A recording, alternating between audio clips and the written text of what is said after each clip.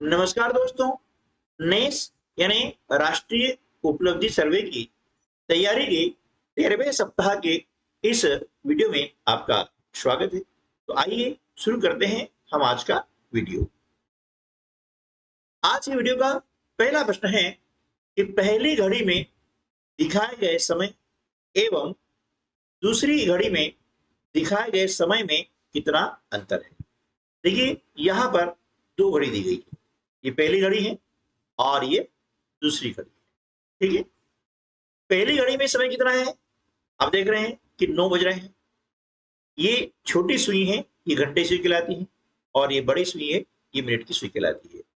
जब घंटे की सुई किसी भी अंक के सामने हो और मिनट की सुई एग्जैक्ट 12 पे हो, तो जिसके सामने घंटे की सुई है उतने बज जाते हैं। यानी आप देख रहे हैं कि यह सुई 9 के सामने है और यह सुई 12 के सामने, यानी 9 बजे है। ठीक है, अब इसमें बजे हैं 9, पहली घड़ी में कितने बजे हैं, 9 बजे हैं।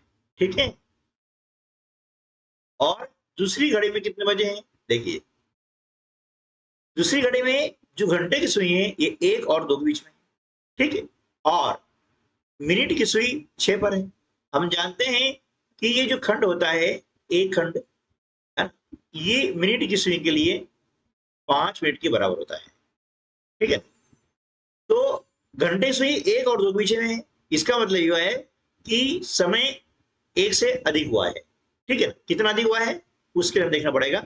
मिनट की सुई 6 पर है, तो ध्यान दीजिएगा कि मिनट के लिए ये खंड होता है 5 मिनट का। तो कितने खंड है, 6, 1 2 3 4 5 और ये 6।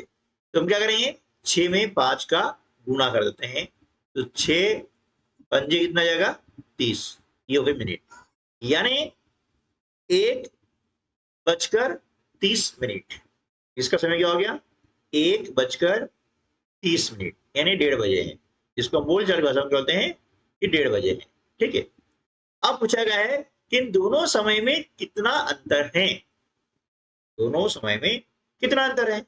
अब अंतर कैसे निकालेंगे, देखिए इन दोनों समय को हम ध्यान से देखेंगे तो दोनों के बीच में 12 बजी, यानी 9 से 12 कितने घंटे हो गए, है ना, 9 के बाद में 10 11 12, तो 9 से 12 तक हो गए 3 घंटे। ठीक है, कितने घंटे हो गए, 3 घंटे हो गए।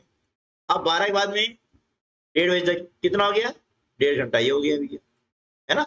अब इनको हम जोड़ देते हैं तो कितना हो जाता है, 4.5 घंटे, यानी 4 घंटे और 30 मिनट। बोल चाल में हम क्या बोलते हैं, 4.5 घंटे। ठीक है, लेकिन उत्तर तो यहाँ दिया हुआ है मिनट में या सेकंड में। ठीक है, अब इसको क्या करेंगे, मिनट में हम बदलेंगे। ठीक है, किसे बदलेंगे, मिनट में। हम जानते हैं कि 1 घंटे में 60 मिनट होते हैं, है ना, 1 घंटे में 60 मिनट होते हैं। तो भैया हमारे पास कितने घंटे हैं, 4 घंटे हैं। तो ये मिनट कितना हो गए, 60 में हम 4 का गुणा कर देंगे, 4 शून्य शून्य, 4 का बड़ा बोलेंगे 6 बार तो 24 आता है। तो जल्दबाजी में आप इसको आंसर न मान लें, क्योंकि 30 मिनट है ये, है ना, ये क्या है, 30 मिनट है। तो इसमें 30 मिनट ये भी हम जोड़ देते हैं, ये हो जाएगा 270 मिनट। ठीक है ना, यानी 4.5 घंटे बोले या फिर 270 मिनट बोले, एक ही बात है। यहां पर 4.5 घंटे नहीं है, यहां मिनट दिया हुआ है, इसलिए हमें इसे मिनट में परिवर्तित कर लेंगे, बदल देंगे। तो ये उत्तर हमारा हो जाएगा विकल्प सी, 270 मिनट। ठीक है,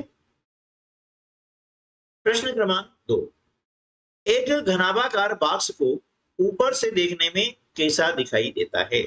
यहाँ पर 4 प्रकार की आकृतियां दी गई है, हम बात कर रहे हैं ऊपर से। जब ऊपर से देखते हैं तो उसका सिर्फ ऊपरी हिस्सा में दिखाई देता है, बाकी कोई हिस्से में दिखाई नहीं देते हैं, इसलिए विकल्प ए जो है इस प्रश्न का सही उत्तर होगा। देखिए आपके पास डस्टर है, डस्टर को आप टेबल पर रख दें, है ना, या नीचे रख दें और एकदम ऊपर से देखें तो आपको इस प्रकार की आकृति दिखाई देगी, ऐसे आकृति दिखाई नहीं देगी। ठीक है, तीसरा प्रश्न है, राजू के सब्जियों के खेत में 9 बराबर हिस्से हैं, वह अपने क्षेत्र के कितने हिस्से में पालक उगा रहा है। देखिए ये जो दिया हुआ है तालिका, यह राजू का खेत है। इसमें 9 हिस्से बराबर बराबर किए गए हैं और अलग अलग हिस्सों में फसल अलग अलग है। हमसे पूछा गया है कि कितने हिस्से में पालक उगा रहा है, तो हमें देखना है पालक कितने हिस्से में। देखिए एक हिस्सा हो गया पालक का, दूसरा हिस्सा हो गया, और कहीं क्या नहीं, यानी 2 हिस्से में पालक उगा रहा है। कितने हिस्सों में से? कुल 9 हिस्से किए गए हैं, तो कुल हिस्से नीचे आ जाएंगे, यानी हर ग्रुप में। ये हमारी भिन्न बन जाती है 2/9, अर्थात राजू अपने खेत के 2/9 हिस्से में पालक उगा रहा है। इसलिए विकल्प ए जो है इस प्रश्न का सही उत्तर होगा। ठीक है, अब इसी प्रश्न में आपसे बैंगन पूछ सकते हैं, टमाटर पूछ सकते हैं, आलू पूछ सकते हैं। तो ये आपका होमवर्क है। आप मुझे कमेंट्स बॉक्स में बताएंगे कि कितने हिस्से में टमाटर उगाए जा रहे हैं। ये आपका होमवर्क है, ठीक है ना। चलिए अगला प्रश्न है, इस घड़ी में 2 सुइयों के बीच बना कोण समकोण के बराबर है ना। तो पहले हम समझ लें कि समकोण होता क्या है, तो आप खुद ही इसमें ढूंढ लेंगे। यानी जो कोण 90 डिग्री का होता है ना, उसे हम क्या कहते हैं? समकोण। यानी 90 डिग्री के कोण को हम बोलते हैं समकोण। इस प्रकार ये कहलाएगा, ये कोण कितना हो गया? ये 90 डिग्री, और इसे हम कहते हैं समकोण। 90 डिग्री के कोण को हम समकोण कहते हैं। यदि 1 डिग्री भी कम हुआ या 1 डिग्री भी अधिक हुआ तो समकोण नहीं होगा, ठीक है ना। कम होता है तो उसे कहते हैं हम न्यून कोण, अधिक हो गया है उसे बोलेंगे अधिक कोण। आप देखिए कि ऐसी स्थिति कहां है, तो आप स्वयं पहचान लेंगे कि आकृति ए में आप देख रहे हैं कि यहां पर समकोण बन रहा है इनके बीच में, है ना। तो विकल्प ए जो है इस प्रश्न का सही उत्तर हो जाएगा, ठीक है। अब इसी प्रश्न में हम अन्य चीजें भी देख सकते हैं कि जो विकल्प भी दिया हुआ है इसके अंदर जो घड़ी है, हम देख रहे हैं कि इसमें दोनों जो सुइयां हैं, है ना, इसके बीच कौन सा कोण बन रहा है? 90 से अधिक बन रहा है, इसलिए कहलाएगा अधिक कोण, ठीक है ना। क्योंकि समकोण के स्थान पर अधिक कोण लिख देंगे तो उत्तर आ जाएगा विकल्प बी, ठीक है ना। सी में भी अधिक कोण है और डी में क्या है? न्यून कोण है, क्योंकि दोनों के बीच में जो कोण बन रहा है वह 90 डिग्री से कम बन रहा है। यदि समकोण के स्थान पर हम न्यून कोण लिख देंगे तो विकल्प डी इस प्रश्न का उत्तर हो जाएगा, ठीक है ना। तो ध्यान दीजिएगा, ये से ध्यान देना जरूरी है कि समकोण किसे कहते हैं, न्यून कोण किसे कहते हैं और अधिक कोण किसे कहते हैं। अगला प्रश्न है, खाली बॉक्स में आने वाली संख्या कौन सी है? आप देख रहे हैं कि यहां पर संख्या जो है एक निश्चित क्रम में है ना। अब वो क्रम क्या है वो हमें जानना है, और इस टाइप के प्रश्न एमएमएस परीक्षा में पूछे जाते हैं या अन्य जो भी प्रतियोगी परीक्षा होती है उसमें प्रश्न पूछे जाते हैं। इनको ध्यान से देखेंगे, देखिए इसमें क्रम हो रहा है ना। अब उस क्रम को पहचानना है कि ये क्रम क्या है, ठीक है ना। हम देख रहे हैं एक में 3 का गुणा किया, कितना आया? 3, ठीक है ना। 3 में 3 का गुणा किया, कितना आया? 9। तो अब 9 में 3 का गुणा करेंगे, कितना आएगा? 9 तिया 27, ऐसे जाना चाहिए। अब इसी को आगे चेक करते हैं, कंफर्म करते हैं कि क्या यह हमारा नियम सही है। तो देखिए 27 में हम 3 का गुणा करते हैं, कितना आता है? 81, यानी हमारा ये पैटर्न है, सही है। तो विकल्प ए जो है इस प्रश्न का सही उत्तर हो जाएगा। छठा प्रश्न है, दिए गए पैटर्न की अगली आकृति क्या होगी? आप देख रहे हैं कि इन आकृतियों में एक विशेष नियम लागू हो रहा है। अब नियम कौन सा है वो हमें खोजना होता है। ऐसे प्रश्नों को कहते हैं अशाब्दिक रीजनिंग, है ना। और इस प्रकार के वीडियो देखना चाहते हैं तो हमारे चैनल पर आप प्लेलिस्ट में जाकर के मेंटल एबिलिटी यानी मानसिक योग्यता के बहुत सारे वीडियो अपलोड किए गए हैं, जो कि एमएमएस, नवोदय परीक्षा, सैनिक स्कूल और इसी प्रकार के अन्य सभी प्रतियोगी परीक्षाओं में पूछे जाते हैं। और उनके हल हमने आपको बहुत ही विस्तार से समझाए हुए हैं कि किस प्रकार के प्रश्नों को कैसे हल करना है। तो यदि आप आगे जाकर के भी NMS परीक्षा में बैठना चाहते हैं, उसकी तैयारी करना चाहते हैं, तो वीडियो आपके लिए बहुत ही महत्वपूर्ण है, क्योंकि इस परीक्षा में यदि आप क्वालिफाई होते हैं तो 12,000 रुपया प्रति वर्ष आपको 4 वर्ष तक मिलता है ना। तो ये परीक्षा आपको जरूर देनी चाहिए। चलिए आप देखिए, ये आखिर देख रहे हैं कि इसमें त्रिभुज है और त्रिभुज का ये हिस्सा ऊपर की ओर, आप देखिए ये आकृति घूम रही है ना, घड़ी की दिशा में। देखिए ये घूम गई है और घूमने के बाद में ऐसे बन गई है, फिर ये आकृति फिर घड़ी की दिशा में घूमी है ना, और इस प्रकार से हो गई है। अब ये फिर घड़ी की दिशा में घूमेगी तो क्या होगा, ये वाला हिस्सा इस तरफ आ जाएगा ना। तो ऐसी कंडीशन क्या बनेगी, ऐसी कंडीशन बनेगी विकल्प डी में। तो विकल्प डी इस प्रश्न का सही उत्तर होगा।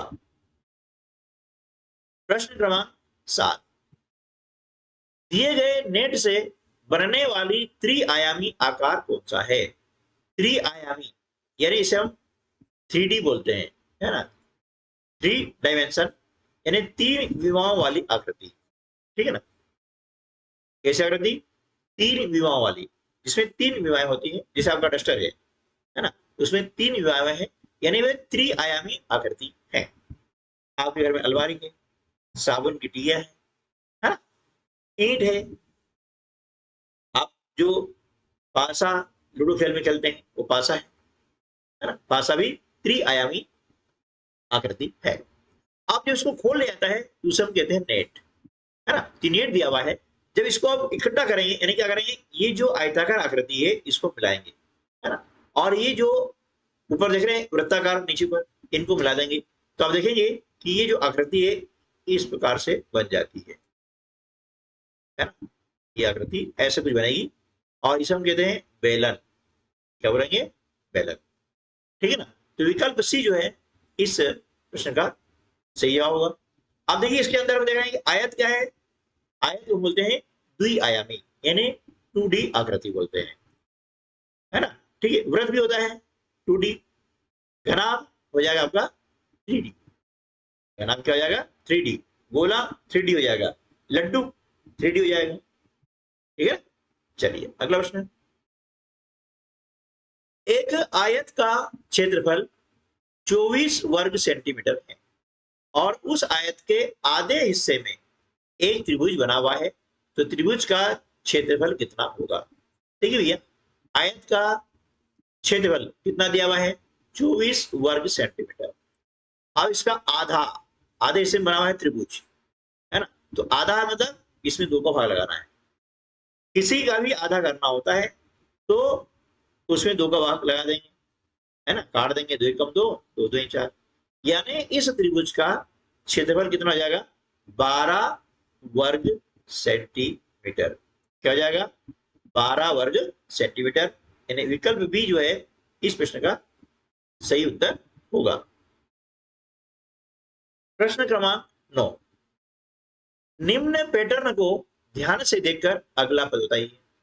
आप देख रहे हैं यहां पर कितना है 20A, 25B, 30C, 35D। आप इनको देखेंगे तो आपको समझ में आएगा कि देखिए 20 में 5 जोड़ा तो 25 आया, ठीक है, 25 में 5 जोड़ा तो 30 आया, 30 में 5 जोड़ा तो 35 आया। अब 35 में 5 जोड़ेंगे तो कितना आ जाएगा 40, ठीक है। अब आगे देखते हैं, तो यहां पर अल्फाबेट लिखा A, B, C, D, तो यह क्या जाएगा E, है ना, तो यहां उत्तर क्या आएगा 40E, यानी विकल्प सी जो है इस प्रश्न का सही उत्तर होगा। प्रश्न क्रमांक 10, 20, 25 और 30 से विभाज्य 3 अंकों की सबसे छोटी संख्या कौन सी है ना। अब ध्यान दीजिएगा, सबसे छोटी, और वो भी 20, 25 और 30 से विभाजित होने वाली यानी विभाजित होने वाली, ठीक है। अब इनको पढ़ करके हमें ध्यान देना होगा कि ऐसी स्थिति प्राप्त करने के लिए हमें कौन सी प्रक्रिया करना पड़ती है। हम जानते हैं कि यहां पर हमें एलसीएम ज्ञात करना होगा, क्या क्या करना होगा, एलसीएम यानी लघुत्तम समापवर्तीय।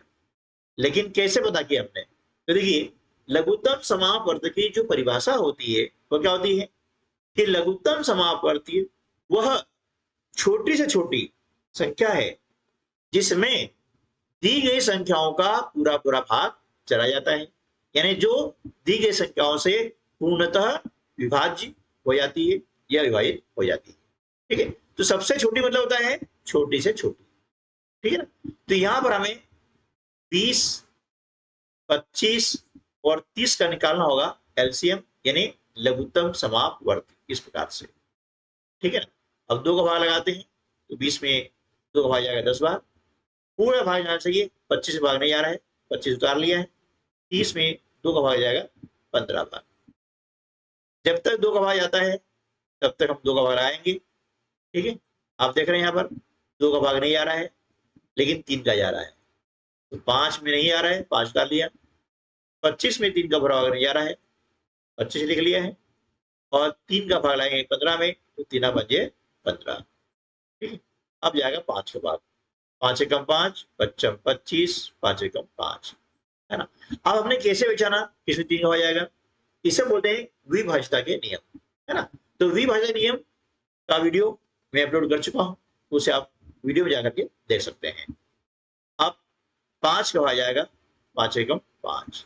अब इनका क्या करेंगे, गुणा कर देंगे। देखिए 5 गुणा करते 5 है 25, 25 तिया 75, 75 दूनी 150 और 150 दूनी 300, यानी विकल्प बी जो है इस प्रश्न का सही उत्तर हो जाएगा। ठीक है दोस्तों, तो आज की वीडियो में बस इतना ही, मिलते हैं अगले वीडियो में, तब तक के लिए नमस्कार, जय हिंद।